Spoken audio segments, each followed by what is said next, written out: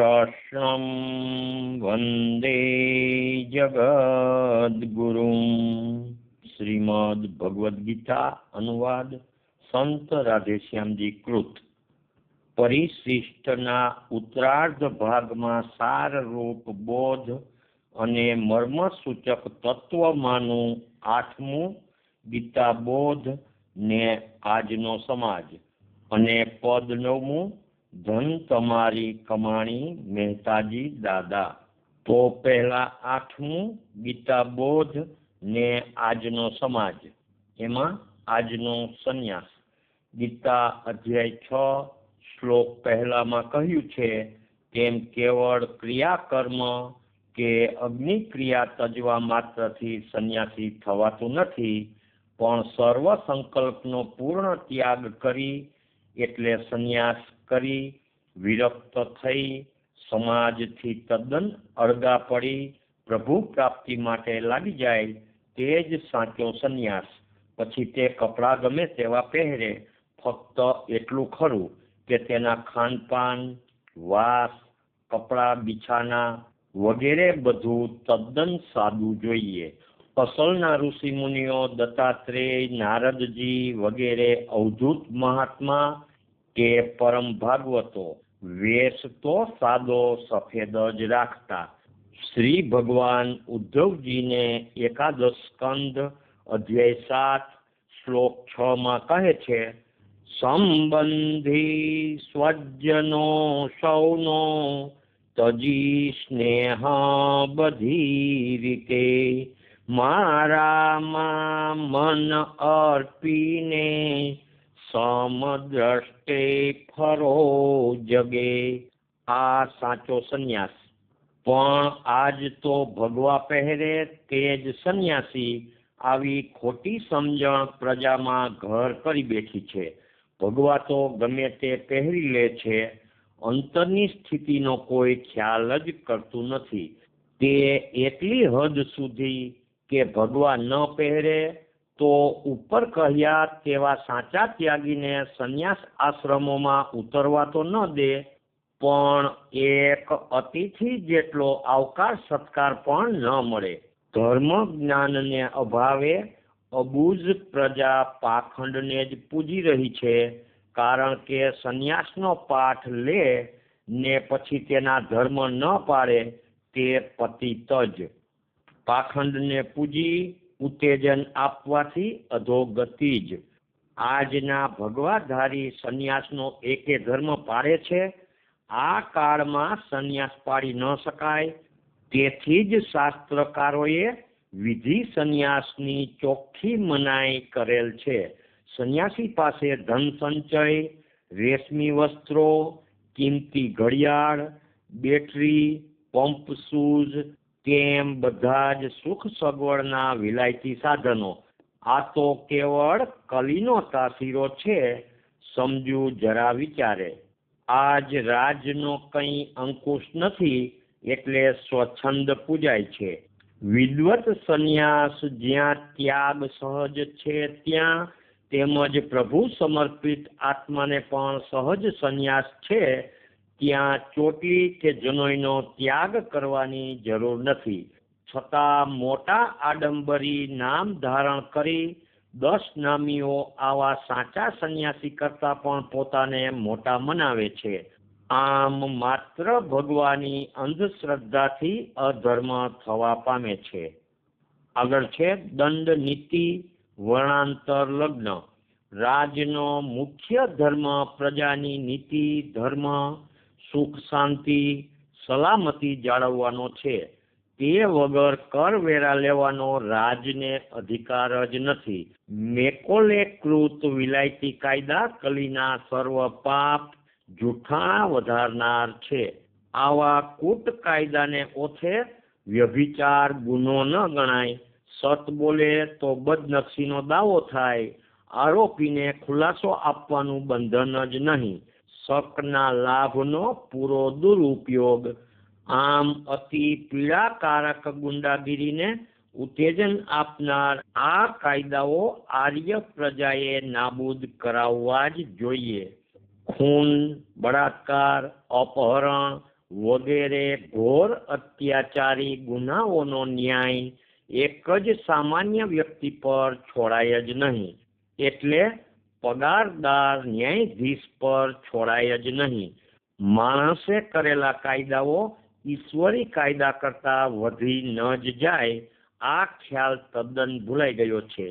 એક તો આવા કુળા કાયદાઓ, તેમાં વળી હિન્દુ કોડ બિલના ધર્મ વિનાશક સુધારાઓએ તો હિન્દુત્વનો સદંતર નાશ જ કરી નાખી કેવળ સંકરતા જ ફેલાવી છે. તેમાં વર્ણાંતર લગ્ન તો કેવળ ભ્રષ્ટ સંકરતા ફેલાવનાર અને પ્રજાના કલ્યાણ રૂપ ધર્મનો સદંતર નાશ કરનાર છે. સ્થૂળ સૂક્ષ્મ બંને શરીરોનો વિચાર કાયદા કરનારને હોય તેમ દેખાતું નથી. મા બાપના 3 પેઢીના આહારના રજકણ છોકરાઓમાં હોય છે. બહારના વેશ કે ભણતરથી અંદરના અંતઃકરણના સંસ્કાર બદલતા નથી. વાસના તેવી યોની, તેવા વિચાર, તેવું માનસ.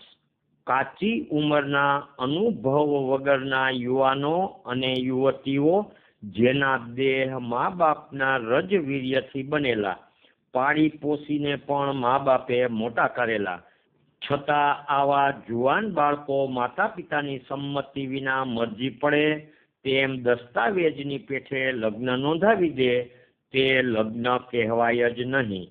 18 વર્ષના કાચી બુદ્ધિવાળાને કદી પોતાના હિતનો લાંબો વિચાર હોય? આમાં કુળદ્રોહ, જાતિદ્રોહ, ધર્મદ્રોહ.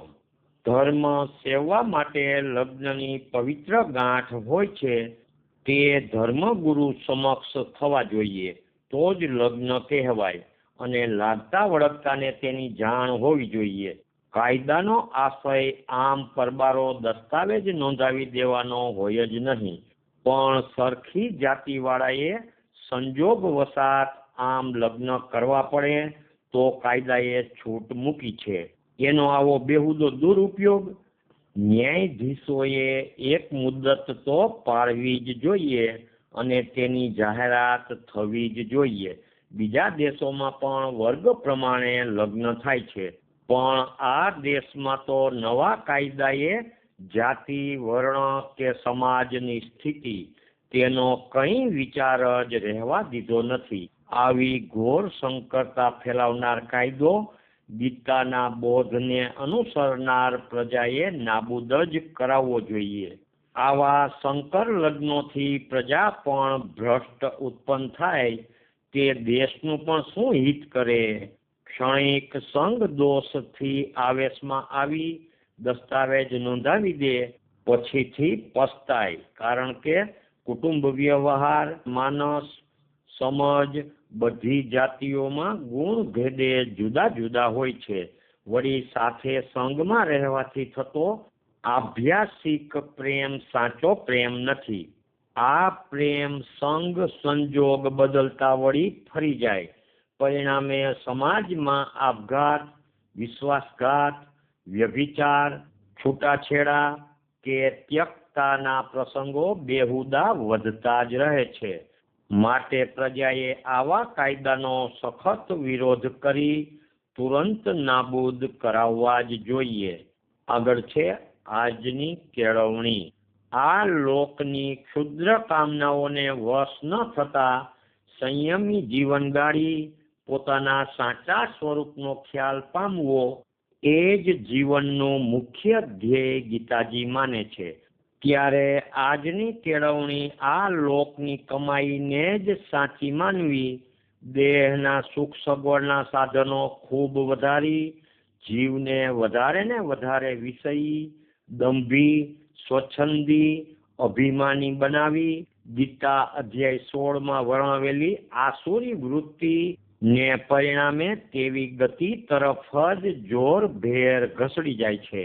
સ્વતંત્રતાને નામે લાજ, મર્યાદા, શિષ્ટાચારને તિલાંજલિ આપી આજની ઉગતી પ્રજા નરી સ્વચ્છંદતા સેવી રહેલ છે.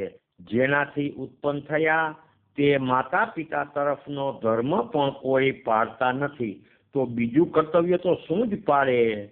સત્ય, નીતિ, ફરજ, કોઈની પણ પરવા કર્યા વિના ટૂંકા સ્વાર્થ લોભને વશ આજની પ્રજા કેવળ વિષયી ગીતાના શબ્દોમાં પાપિયું જીવન ગાળી રહેલ છે. આમ કહેવાતી આર્ય પ્રજા આજે દરેક રીતે ગીતાના બોધથી વિપરીત વર્તાવ કરી રહેલ છે અને પરિણામે અસહ્ય મોંઘવારી, ખાવા પીવાના સાંસા, જ્યાં જુઓ ત્યાં દુઃખ, ચિંતા, ભય, શોક, બીમારી, ગરીબી, ટૂંકમાં જીવતું નરક નજરે પડે છે.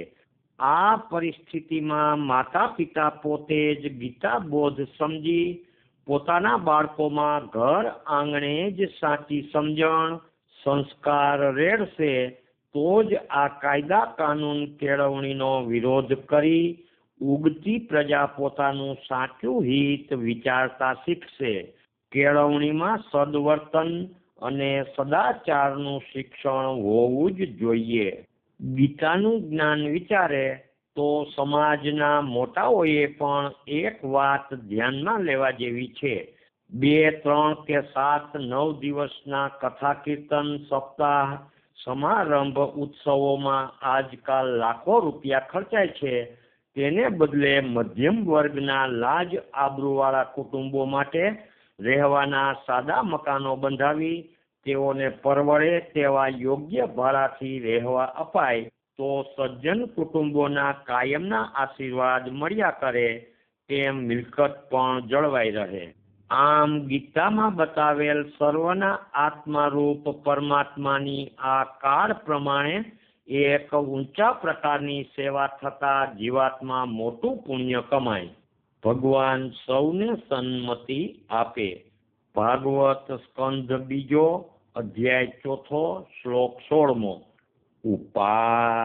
ઉપાસી જે ચરણો ચતુર પુરુષો બાહર તથા ઉરે લાગ્યા સંગો જળ કરી રહ્યા તોડી અળગા વિના આયાસે એ પરમ ગતિ તે બ્રહ્મ જ પડે નમો વંદુ એવા શુભ ગયસ જેનો જળહળે વિચક્ષણો જે ચરણો ઉપાસતા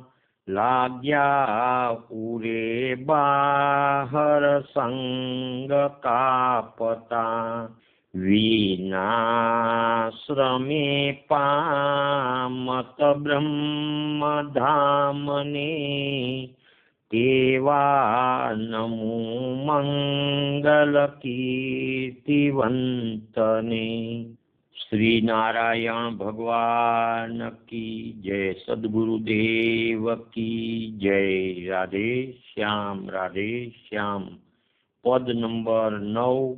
ધૈન તમારી કમાણી. મહેતાજી દાદા. ધૈન તમારી કમાણી. ધૈન તમારી કમાણી મહેતાજી દાદા.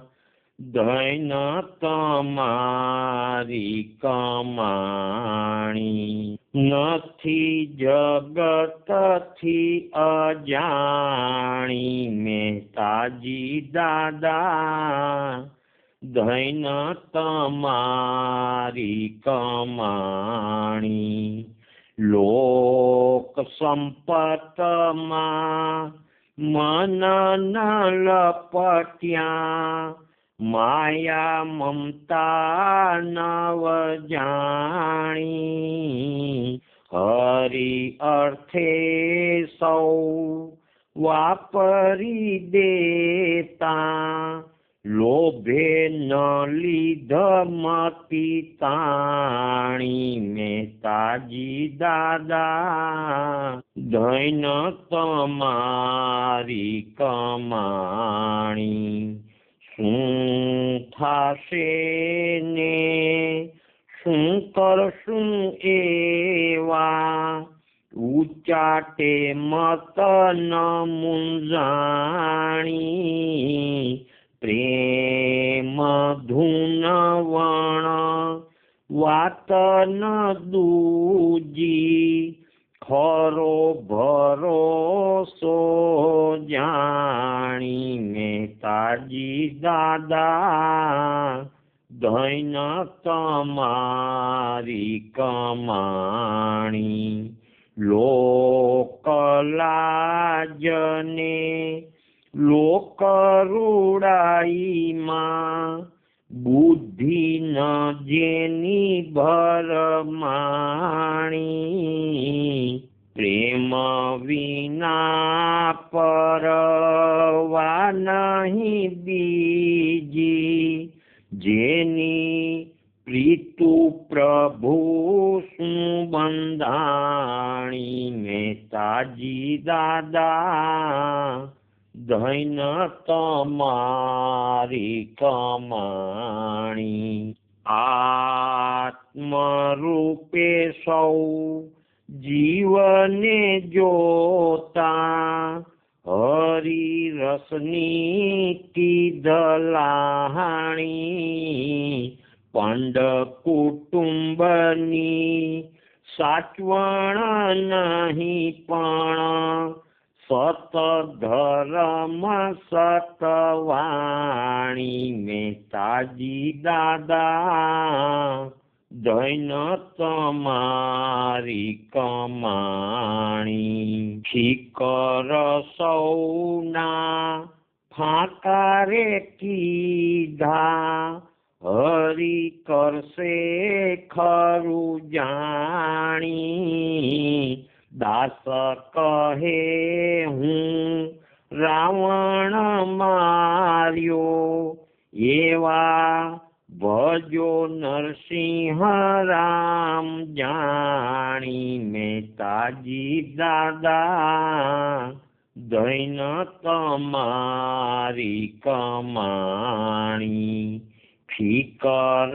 સૌના ફાંકારે કીધા હરિ કરશે ખરું જાણી દાસ કહે હું રાવણ માર્યો કેવા ભજો નરસિંહ રામ જાણી મહેતાજી દાદા ધૈન તમારી કમાણી ધૈન તમારી કમાણી મહેતાજી દાદા ધૈન તમારી કમાણી નથી જગતથી અજાણી મહેતાજી દાદા ધૈન